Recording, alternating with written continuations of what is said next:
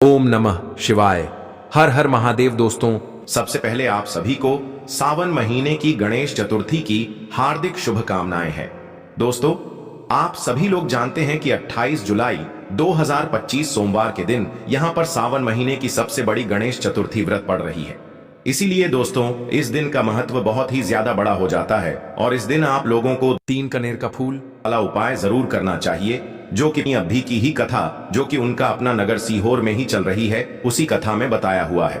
तो दोस्तों, इस उपाय को आपको कैसे करना है, कब करना है, कहां पर करना है और उपाय को करते समय आपको किन किन बातों का ध्यान रखना है, ये सारी जानकारी हम आपको इस वीडियो में देंगे।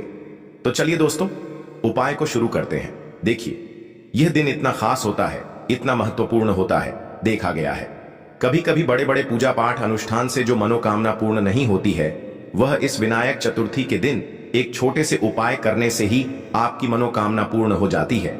और बहुत सारे लोगों ने इस उपाय को किया भी है और उनको इस उपाय को करने का फल भी जरूर मिला है। अगर आप लोग भी इस उपाय को 28 जुलाई 2025 सावन महीने का तीसरा सोमवार गणेश चतुर्थी व्रत के दिन करना चाहते हैं, तो आप इस उपाय को पहले अच्छे से समझ लेना, सुन लेना, उसके बाद करना।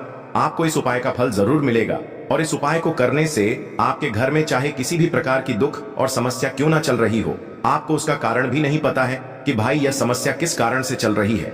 उसका कुछ भी कारण हो सकता है, जैसे पितृदोष हो सकता है या किसी भी तरह का मंगल दोष भी हो सकता है, और भी बहुत तरह के दोष होते हैं, कुछ भी हो सकता है। पर आपको इस उपाय को करने के लिए अपने दोष को भी पता लगाने की भी जरूरत नहीं है। बस 28 जुलाई 2025 सावन महीने का तीसरा सोमवार गणेश चतुर्थी व्रत के दिन 3 कनेर के फूल वाला उपाय को जरूर कर लेना है। तो दोस्तों, अब हम समझते हैं इस वाले उपाय को हमें करना किस समय है। तो सबसे पहली बात दोस्तों, हम समझते हैं कि यह 3 कनेर का फूल वाला उपाय करना किसको है। तो देखिए, यहाँ पर सीधी सी बात है कि ये 3 कनेर का फूल जो उपाय है, ये किस लिए किया जा रहा है। यह मनोकामना को पूर्ण करने के लिए किया जा रहा है, या आपके जीवन में जो दुख और परेशानियां सालों से चली आ रही हैं, उनको दूर करने के लिए किया जा रहा है, या आपका कोई बड़ा काम है जो कि लाख कोशिश के बाद भी नहीं हो पा रहा है, आप उसके लिए इस उपाय को कर सकते हैं। तो सीधी सी बात यह है कि आप अपनी किसी प्रकार की मनोकामना के लिए इस वाले उपाय को कर सकते हैं। तो यह उपाय वह व्यक्ति कर सकता है जिस व्यक्ति को अपनी किसी भी प्रकार की मनोकामना भगवान शिव सिद्धि विनायक गणेश जी से पूर्ण करवानी हो। और अगर कोई भी माताएं बहनें जो है अपने घर की सुख और शांति के लिए, घर में धन समृद्धि को बढ़ाने के लिए, संतान सुख प्राप्ति के लिए, या अपने पति के दीर्घायु के लिए ये वाला उपाय करना चाहती हैं, तो घर की जो बड़ी माताएं बहनें होगी वह इस 3 कनेर का फूल वाला उपाय को विशेष रूप से करें, क्योंकि आप जानते हैं कि माता बहनें घर की लक्ष्मी होती है, और जब घर की लक्ष्मी कोई विशेष उपाय करती है तो उसका फल भी बहुत जल्दी मिल जाता है और बहुत बड़ा होकर मिलता है। अन्यथा इस उपाय को कोई भी व्यक्ति कर सकता है, चाहे वह बड़ा हो, चाहे वह छोटा हो, चाहे वह बच्चा हो। जिस व्यक्ति को यह 3 कनेर का फूल वाला उपाय समझ आ गया, वह व्यक्ति इस वाले उपाय को इस सावन महीने की पवित्र दिन सोमवार गणेश चतुर्थी पर जरूर करें। उसको इस उपाय का फल बहुत ही जल्दी मिल जाएगी, क्योंकि यह साल की सबसे बड़ी सावन की पावन महीना गणेश चतुर्थी व्रत का दिन है, जो भगवान शिव जी और गणेश को समर्पित होता है। तो दोस्तों, अब हम समझते हैं कि इस 3 कनेर का फूल उपाय को आपको करना कैसे है और इस उपाय को करने का जो समय है वह क्या है। तो देखिए, इस सावन महीने की तीसरी सोमवार गणेश चतुर्थी व्रत के दिन किए जाने वाला 3 कनेर का का फूल जो उपाय है, यह मुख्य रूप से सुबह के समय होगा। किस समय होगा? सुबह के समय होगा। आपको कोशिश यही करनी है कि सुबह के समय हम 3 कनेर का फूल वाला उपाय को कर लें। पर किसी कारणवश अगर आप सुबह इस उपाय को ना कर पाओ, आपको कहीं काम से जाना हो या किसी और काम की वजह से आप उपाय को न कर पाओ, तो आपके पास फिर दूसरा मौका रहेगा, जो कि शाम के समय का रहेगा, प्रदोष काल का रहेगा, क्योंकि यह सावन मास की तीसरी सोमवार गणेश चतुर्थी व्रत का दिन है और यह दिन बहुत ही कम आता है पूरे साल भर में। इसलिए जब आपको मौका मिल जाए तब आप इस उपाय को जरूर कर लेना। कोई भी उपाय हो, आप कभी भी कर सकते हो। सोमवार गणेश चतुर्थी व्रत के दिन बस कोशिश करना कि समय के थोड़ा मतलब अंतर्गत ही कर लो, आपको उपाय का फल जरूर मिलेगा। अगर आपके जीवन में भी किसी भी प्रकार की समस्या चल रही है, आप साल भर से बहुत परेशान हैं, तो गुरुजी ने कहा अब परेशान होने की जरूरत नहीं है। बस 28 जुलाई 2025 सावन की पावन महीना गणेश चतुर्थी सोमवार के दिन इस 3 कनेर का फूल वाला उपाय आपको जरूर करना चाहिए। तो चलिए जानते हैं इस विशेष उपाय के बारे में। लेकिन उससे पहले एक प्रार्थना है। अगर आप चैनल पर नए हो या मेरी आवाज आज पहली बार सुन रहे हो तो कृपया चैनल को सब्सक्राइब अवश्य कर लें और कमेंट बॉक्स में नमः शिवाय जरूर टाइप कर देना। इसके साथ ही अपना नाम और राशि भी जरूर टाइप कर देना। तो देखिए, आप सभी जानते हैं कि सावन सोमवार गणेश चतुर्थी की जो दिन होती है वह हमारे महादेव और माता पार्वती के मिलन की दिन होती है। इसके साथ इस दिन गणेश जी को भी पूजा जाता है और इस दिन जो भी उपाय किया जाता है वह हमारे शिव और शक्ति को प्रसन्न करने वाले उपाय होते हैं और हमारी सारी मनोकामनाएं को परिपूर्ण करने वाले उपाय होते हैं। तो इस वीडियो में भी हम लोग पूज्य गुरुजी द्वारा बताए गए कुछ बहुत ही खास उपायों के बारे में जानेंगे। यह उपाय आपके जीवन में चल रही सभी समस्याओं को तो समाप्त करेंगे ही और साथ ही साथ आपके घर में धन धान्य की वृद्धि भी करेंगे और आपके सभी दुख तकलीफ भी खत्म होती है। तो चलिए जानते हैं पूज्य गुरुजी द्वारा बताए गए सबसे पहले उपाय के बारे में। देखिए, इस उपाय के लिए आपको एक लोटा जल ले लेना है। हमेशा की तरह तांबे के पात्र में आपको अपने किचन से ही जल लेना है और इसी के साथ आपको ले लेना है 3 कनेर का फूल। फूल आपके सामने स्क्रीन पर दिखाई जा रही हैं।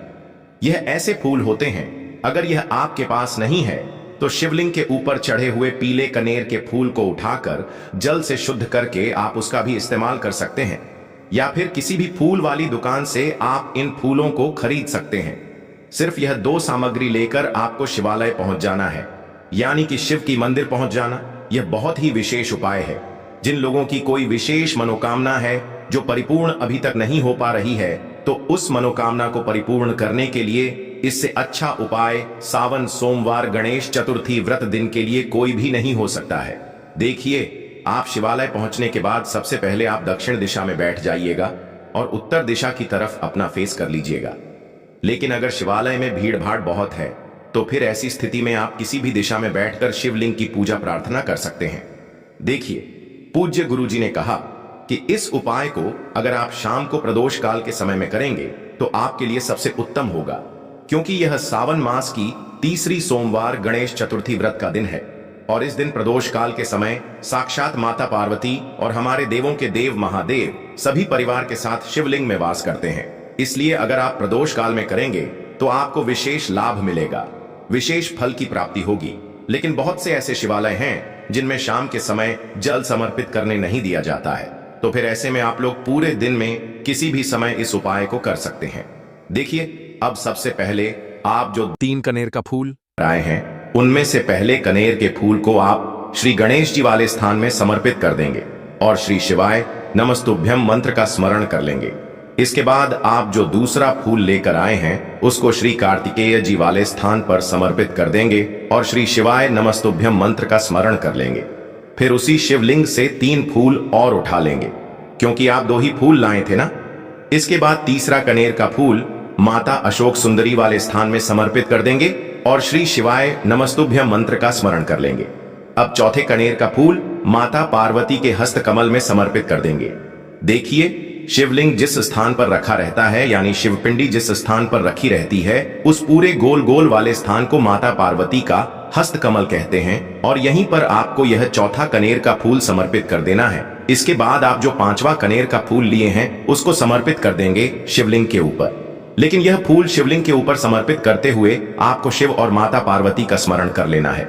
श्री शिवाय नमस्तुभ्यम मंत्र का स्मरण करते हुए आपके जीवन में अगर धन की समस्या चल रही है तो उसको आप महादेव से दूर करने की प्रार्थना कर लीजिए, या फिर आप अपनी बच्चों की नौकरी के लिए यह उपाय कर रहे हैं तो उसके लिए महादेव से प्रार्थना कर लीजिए, या फिर आप अपने मकान जमीन जायदाद के लिए या फिर आप अपने बच्चों के विवाह के लिए यह उपाय कर रहे हैं तो उसके लिए भी महादेव से प्रार्थना कर लीजिए। जिस भी मनोकामना के लिए आप यह उपाय कर रहे हैं तो उस मनोकामना का स्मरण करिए और महादेव से उस मनोकामना को पूर्ण करने की प्रार्थना करिए। फिर श्री शिवाय नमस्तुभ्यम मंत्र का स्मरण करते हुए यह आखिरी फूल आपको शिवलिंग के ऊपर समर्पित कर देना है। इसके बाद आप जो एक लोटा जल लेकर आए हैं उसमें से थोड़ा जल आप सबसे पहले श्री गणेश जी वाले स्थान पर आपने जो फूल समर्पित किया है उसमें समर्पित कर दीजिए। फिर थोड़ा सा जल आप श्री कार्तिकेय जी वाले स्थान पर जो फूल समर्पित किए हैं उसके ऊपर थोड़ा सा समर्पित कर दीजिए। फिर तीसरे नंबर पर आपने जो फूल माता अशोक सुंदरी वाले स्थान पर समर्पित किया है उस पर एक थोड़ा था जल समर्पित कर दीजिए। फिर चौथे नंबर पर आपने जो माता पार्वती के हस्त कमल में फूल समर्पित किया है उसके ऊपर थोड़ा सा जल समर्पित कर दीजिए। ऐसा करते हुए पूरा जल आप शिवलिंग के ऊपर धीरे धीरे समर्पित करते जाइए तथा लगातार श्री शिवाय नमस्तुभ्यम मंत्र का स्मरण करते जाइए। कोई मनोकामना है, खुद की कोई दुख और परेशानी है जो कि वह अपने लिए ही करना चाहता है, इस वाले उपाय को तो वह खुद अपने लिए भी कर सकता है। बाकी अगर कोई घर में से ऐसा है जो कि अपने ने पूरे घर परिवार की सुख और शांति के लिए ये वाला उपाय करना चाहता है तो भाई वह भी कर सकता है, उसमें भी कोई दिक्कत वाली बात नहीं है। कहने का मतलब यह है कि इस उपाय को हर एक सदस्य भी कर सकता है और पूरे घर परिवार के सदस्य के लिए घर की बड़ी माताओं बहनों में से कोई एक माता बहन भी कर सकती है। माताएं बहनें अगर घर में उपस्थित ना हो या वह यह वाला उपाय ना कर पा रही हो तो फिर घर का कोई बड़ा सदस्य भी इस 7 दूरवा वाले उपाय को कर सकता है, चाहे फिर वह पुरुष ही क्यों ना हो, उसमें कोई भी दिक्कत वाली बात नहीं है। अब दोस्तों, इस दूरवा वाले उपाय को हमें करना कहां पर है? देखो, हमें शिवलिंग के पास में जाकर करना है। बहुत सारे लोग प्रश्न करते हैं, हर एक उपाय को करते समय क्या हम इस उपाय को घर पर या मंदिर में कर सकते हैं? देखो, तो इस वाले उपाय को आप मंदिर में करोगे तो अच्छा रहेगा, घर पे नहीं करना है इस वाले उपाय को। उसके बाद में दोस्तों जो अगला प्रश्न निकल कर आता है वह ये आता है इस उपाय को लेकर कि आखिर इस उपाय को हम किस समय करना है, सुबह के समय करना है कि शाम के समय करना है? तो देखो, इस वाले उपाय को आप लोग सुबह के समय भी कर सकते हो और शाम के समय प्रदोष काल में भी कर सकते हो। अब अगर आप पूछो कि भाई सबसे उत्तम समय कौन सा रहेगा इस 7 दूरवा वाले उपाय को करने का, तो हम आपसे बस यही कहेंगे कि इस उपाय को आप शाम के समय करेंगे तो ज्यादा बेहतर होगा। बाकी अगर सुबह के समय भी करेंगे तो भी अच्छा होगा, उसमें कोई भी दिक्कत वाली बात नहीं है। तो अब दोस्तों जो अगली सबसे बड़ी और महत्वपूर्ण बात आती है वह यह आती है कि सुबह अगर हम उपाय को करेंगे तो हमें कितने बजे से लेकर कितने बजे तक के बीच में करना है, और शाम के समय प्रदोष काल में करेंगे तो हमें कितने बजे से लेकर कितने बजे के बीच में करना है। तो देखो, सुबह जितनी जल्दी हो सके आप उपाय को करने की कोशिश करना। बाकी अगर किसी कारणवश लेट भी हो जाओ, थोड़ी देर भी हो जाए तो 10 या 11 बजे तक भी आप उपाय कर लेना, पर 12 बजे से ज्यादा देरी ना हो, ठीक है? इस बात का ध्यान रखना। उसके बाद में दोस्तों, अगर शाम के समय प्रदोष काल की बात करें, प्रदोष काल का जो समय होता है वह शाम के 6 बजे से शुरू हो जाता है। मतलब शाम के 6 बजे से लेकर 7 बजे के बीच का जो समय होता है ये समय प्रदोष काल का समय होता है। पर अभी जो मौसम चल रहा है इस मौसम में जो है शाम बहुत देरी से होती है, तो आप इस उपाय को 7 हार या 8 बजे के बीच में भी कर सकते हो। मतलब शाम के 6 हार बजे से रात 8 बजे के बीच में आप कभी भी इस वाले उपाय को कर सकते हो, उसमें कोई भी दिक्कत वाली बात नहीं है। परंतु सोमवार प्रदोष के दिन कोशिश करना कि समय के अंतर्गत ही कर लो। किसी कारणवश ना कर पाओ तो थोड़ा देरी से भी कर सकते हो, आपको उपाय का फल जरूर मिलेगा। देखिए, इस वीडियो में जितने भी उपाय हम आपको बताएंगे सभी उपाय सरल है। देखो, गुरुजी ने कहा है कि सोमवार के दिन आपको 7 दूरवा वाला उपाय तो अवश्य ही करना चाहिए। वीडियो के अंतिम में आपको उपाय बताया है जो आपको करना है। देखो, आगे बढ़ने से पहले वीडियो को एक लाइक जरूर करें। देखो, सबसे पहला उपाय, यदि आपके जीवन में कर्जा बहुत अधिक है, आपके जीवन में संकट बहुत अधिक रहते हैं, आपके ऊपर बहुत अधिक विपदा आ रही है, बार बार आपको अपने व्यापार में और अपने धन में हानि देखने को मिल रही है, यानी कि आपको प्रत्येक कार्य में हानि हो रही है, तो आपको यह उपाय करना चाहिए। इस उपाय को करने के लिए आपको 2 चीजों की आवश्यकता होगी।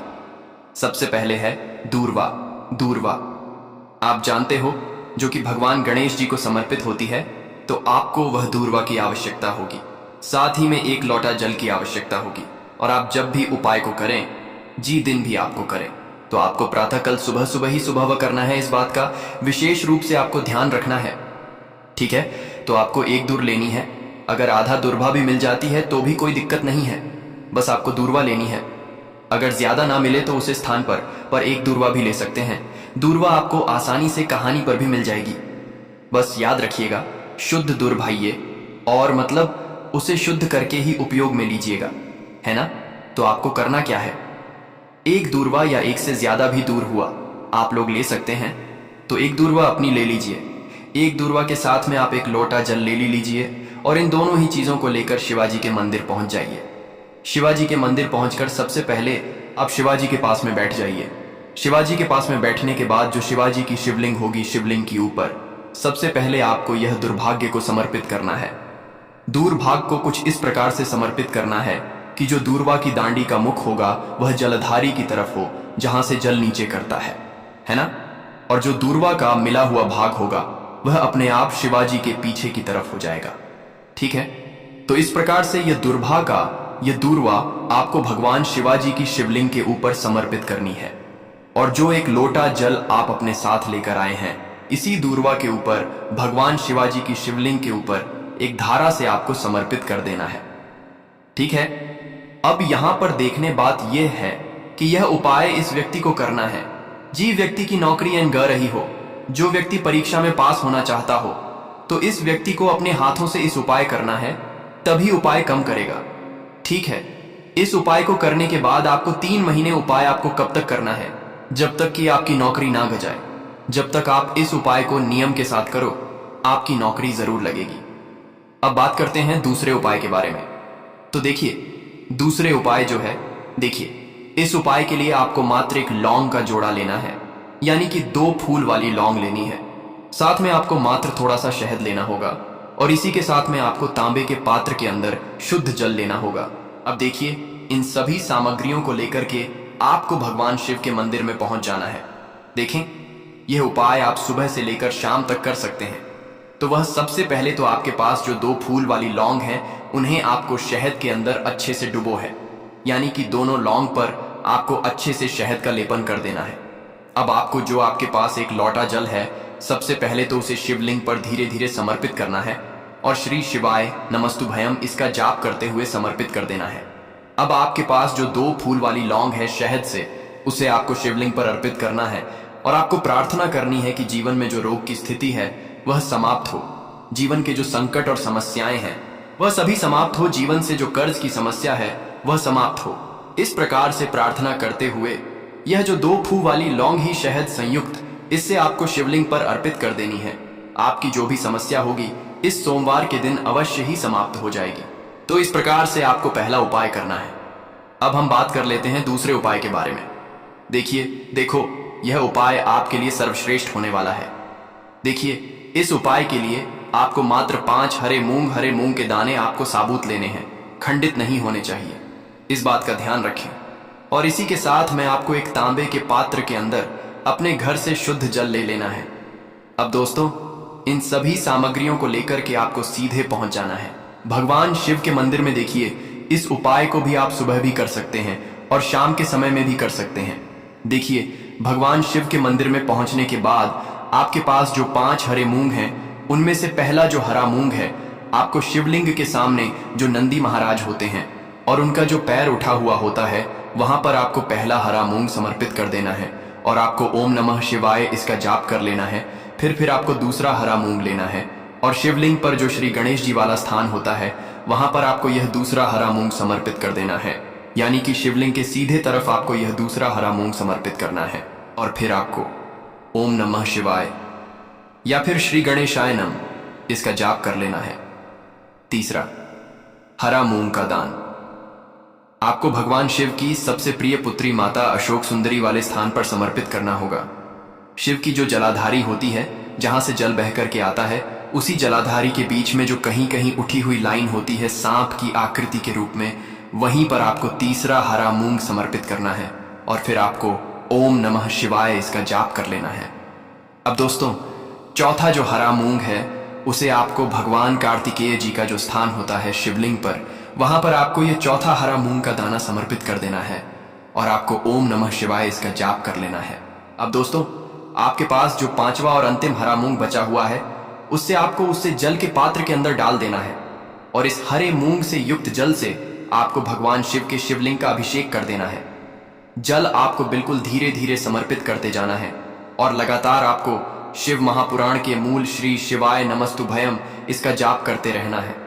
फिर आपको शिवलिंग के सामने बैठकर, यदि आप अपने बच्चों के लिए यह उपाय कर रहे हैं, यदि आप अपने बच्चों की बुद्धि ज्ञान और विवेक के लिए उपाय कर रहे हैं, तो उसके लिए आपको प्रार्थना कर लेनी है।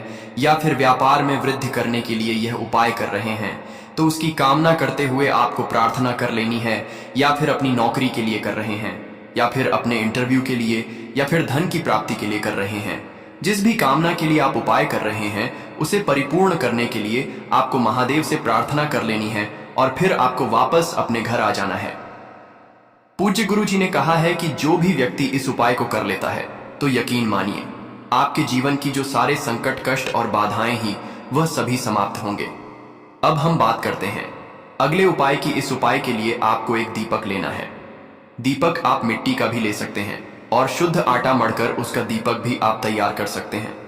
दीपक के अंदर गोल बाती का प्रयोग करना है और दीपक के अंदर आपको शुद्ध घी का प्रयोग करना है।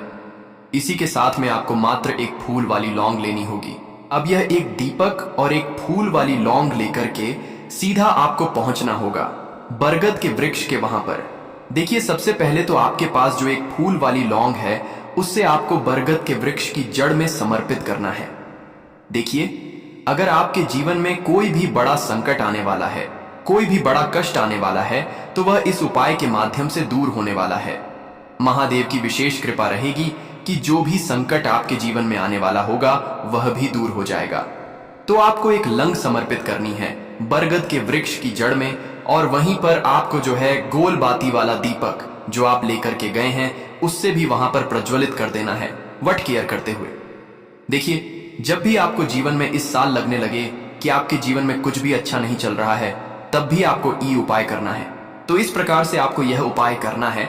अब हम जान लेते हैं चौथे विशेष उपाय के बारे में। देखें, यदि आपके विवाह में, शादी में कोई भी समस्या आ रही है, यदि आपका जो कर्ज है वह दिन पर दिन बढ़ते ही जा रहा है, तो आपको यह चमत्कारी उपाय करना चाहिए।